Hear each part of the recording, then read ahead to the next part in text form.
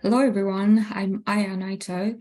I'm working at a private research think tank E-konzal in Japan. I've been supporting Japanese government for their climate policy makings, especially in the area of carbon pricing schemes. So in this video, I'd like to introduce you the details of the newly introduced GX League and growth-oriented carbon pricing schemes in Japan. This video is for those who familiar with the basics of the carbon pricing schemes or the energy tax schemes. So I wouldn't explain any details about the basics of the carbon pricing scheme, like what is carbon pricing, how it works or something like that. But I'm sure that you can find the information on the internet.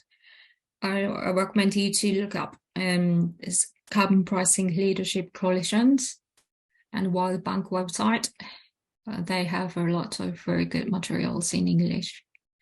So I expect you to understand the details of carbon pricing schemes to watch this video. Let me start with the discussion's history of the carbon pricing schemes in Japan. There are two tracks to discuss the carbon pricing schemes in Japan. One is under the Ministry of Environment, and the other is under the Ministry of Economy, Trade and Industry. I'm sure the discussion has been made even before the 2008 in this diagram, but I'm not old enough to know the whole details of the history. But so let me start with the 2008, which is the committee under the Ministry of Environment in Japan. I'm familiar with the discussions under the Ministry of Environment since 2017. So the first one is like more like the academic one to discuss about the what carbon pricing in Japan should look like in the future or something like that.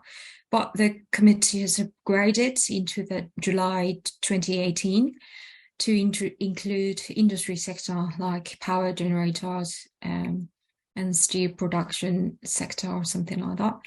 And after Japan has declared the 2050 carbon neutrality, the Ministry of Economy, Trade and Industry has started the discussions under the special committee. And both committees under both ministry has continues the discussions until 2023 or 2021, respectively. And that has ended up with a introduction of the GX League in Japan. And you can find that there has been a lot of carbon pricing schemes introduced in Japan since 2005. The first one is the Japan's voluntary emissions trading scheme. And the 2008, the Japan's offset credit scheme has been introduced. Both are voluntary schemes. But in October 2012, the climate change mitigation tax, which is carbon tax, of course, a mandatory one, has been introduced in Japan. And subnationally, Tokyo and Saitama had started their emissions trading scheme in 2010 and 2011, respectively. They are all mandatory. In 2013, the crediting scheme has changed its name to J-Credit. And as I told you, in this April, Japan has launched the GX League. I will explain details about this later. But the full-scale operation is planned from 2026. This is voluntary scheme as well. Just for your reference, there are many energy taxes introduced in Japan.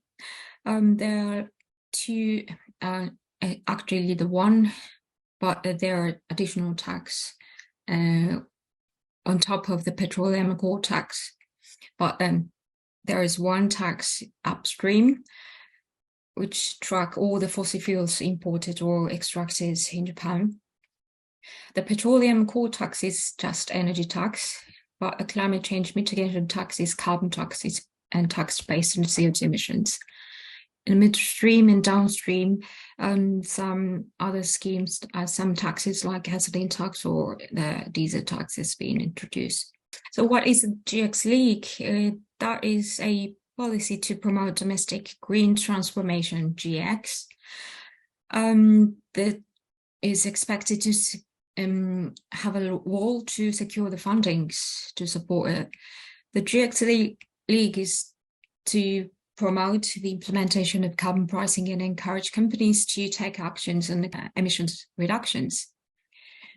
The Ministry of Economy says the GX League aims to encourage companies to take actions to move towards carbon neutrality. And the GX League is a framework to promote GX and increase the international competitiveness of Japanese companies. There are four main components under the GX League. The main one is the voluntary emissions trading scheme, which starts this April.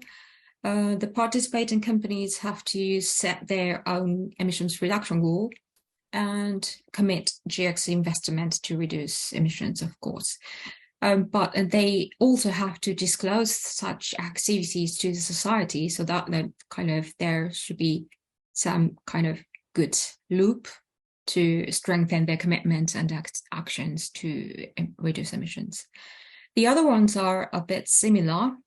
The second one is the rulemaking between discussions between government and the industry sector, private sectors, to discuss about their regulations in the future to administrate the carbon pricing schemes. The third one is the the place to have a dialogue between companies to share their activities and emissions and to strengthen the commitment. And the fourth one is also a discussion place, but it's a broader one. So there are lots of stakeholders who can participate in this GX studio. Apart from the GX League, Japan has the law to promote the GX as well, which is the GX Promotion Act, which is just passed by the Parliament this month. This is the measure, and this law includes the measures to increase the added value of GX-related products and businesses. And it is also expected to play a role in securing funding for GX transition bonds. There are two types of carbon pricing schemes included in the GX Promotion Act. One is carbon tax. The official name is more like the fossil fuel levy, but its nature is more like carbon tax. It will be introduced in 2028, and that is a tax levied on the businesses which imports fossil fuels into Japan's economy. CO2 emissions from fuel supply multiplied by the levy rate, tax rate, is the government revenue. And also there should be emissions trading scheme together with the GX League from 2033 onwards. Emissions allowances will be distributed not for free to electricity producers, and so that they have to pay for the allowances which is sold by the auctions. So the government revenue will be decided by the CO2 emissions of the such operators multiplied by the emissions allowances prices. The two schemes will generate revenue, so that will be the source of financing of GX economic transition bonds for Japan. The GX economic transition bonds is like the fund for 10 years, starting from this year, to be redeemed by 2050 with revenue from these two carbon pricing schemes. The amount will be 20 trillion yen for the next 10 years to support innovative R&D or something like that. This is expected to contribute to the decarbonization of the energy sector.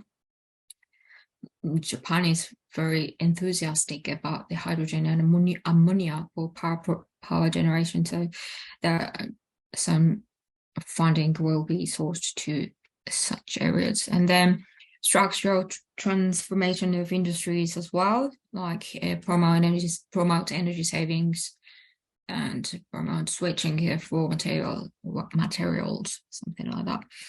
So then the government spending is expected to be 20 trillion, but that will expected to invite private sector investment as well. So the government is aiming to secure total funding of 150 trillion yen over the next 10 years from both public and private sector investments. So let me introduce the details of each schemes, carbon tax and the emissions trading scheme. The first one is the fossil fuel levy carbon tax. That is an upstream tax on fossil fuel imports, which is upstream tax, as you can see in the diagram. So the problem is the levy rate. So you can see the board letter at the left-hand side. Levy rates per ton of CO2 emissions, meaning carbon tax rate per ton of CO2 emissions, will be determined by this complicated formula. The main philosophy behind that is to reduce the overburden, to avoid the overburden for final consumers. So the idea is like the government would like final consumers to bear the cost of GX transition bonds when the existing cost decreases. And it's depicted in the chart at the bottom. So we have FIT surcharge, renewable energy surcharge, and as I told you, we have petroleum coal tax, upstream energy tax. So the final consumer bears such a cost to reduce emissions for the whole society. But the FIT surcharge will be phasing down after 2032 or something, and the government expects the emissions reduction of whole economy. So the petroleum and coal tax burden should be declining because the people will decline their fuel consumption, so the burden will be declining. So the government would like to inject the additional cost to final consumers.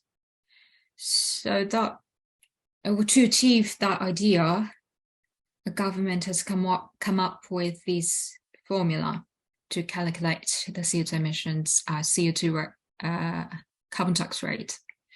So normally the carbon tax rate is carbon tax revenue is determined by the tax rate multiplied by the CO2 emissions, but in Japan it's not in that way. So the government has the expected amount of GX bond, which should be paid off in certain year.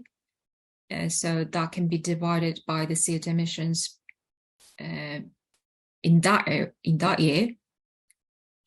But the existing schemes, the cost of existing schemes will be deducted from the beginning. So from the perspective of administration of the scheme, that is easy to administer because there should be no need to do the consumptions in the mid to downstream because the burden has been deducted from the beginning. So it's a very good for the administration. So that is a very complicated one, but the carbon tax will be introduced in 2028 in Japan. The last one is the emissions trading scheme. And as I told you, there will be the GX League voluntary emissions trading scheme has been introduced already. And plus in 2033, electricity sector have to pay for their allowances, emissions allowances by auctions. So the voluntary participation has been made by the mid to downstream sectors, downstream companies. So they set their own emissions reduction target. Then if they achieve the emissions reduction above the level of NDC in Japan, they can obtain a carbon credit from the government. Japan has a 2030 target of 46% compared to 2013. So the government and now companies which achieve the emissions reductions above that, they can obtain credit and they can trade them.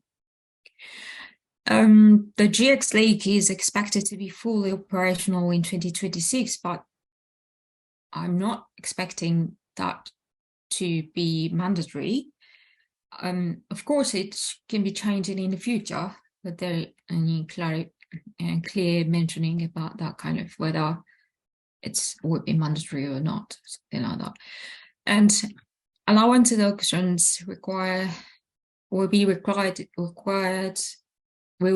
operator electricity generators that burn fossil fuels to pay for their share of greenhouse gas emissions. That should start in 2033. And that should be overall, as a whole, there should be one scheme, GXETS. And there is a kind of schedule is depicted in the diagram at the bottom.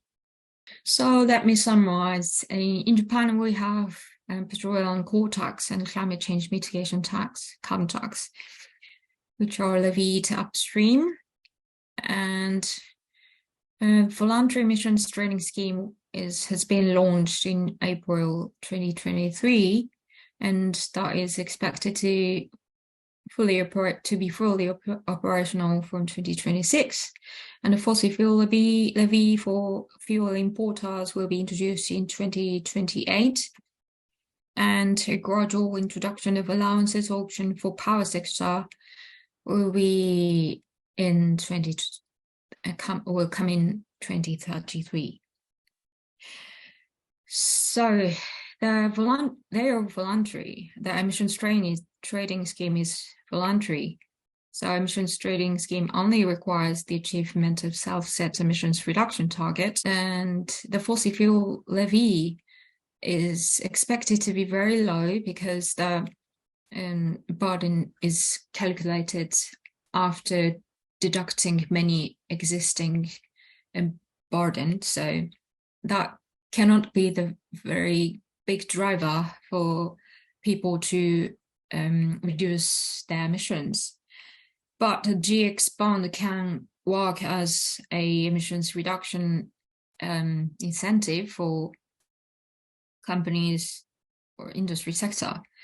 But the levy wouldn't be introduced by 2028, and the tax rate will be very low. The allowances auction power sector will not take place before 2033. So so I can say the proper application of GX economic transition bond is a key for Japan to incentivize people and the company to reduce their emissions. So the funding will be paid off by the carbon pricing schemes, but the carbon pricing scheme is not for the emissions reduction directly, but the bond will play a major role in Japan. So I hope that the other schemes like other carbon tax or something like that to generate revenues to incentivize people, and the incentive is with the rates high enough to encourage people to reduce their emissions.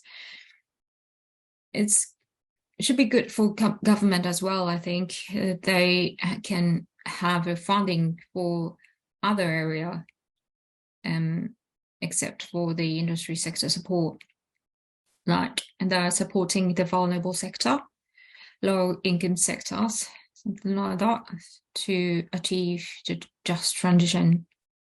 So the important discussions are remaining in Japan, and Japan has made a major step to introduce some carbon pricing scheme. So yes, I wanted to introduce them to everyone in the world.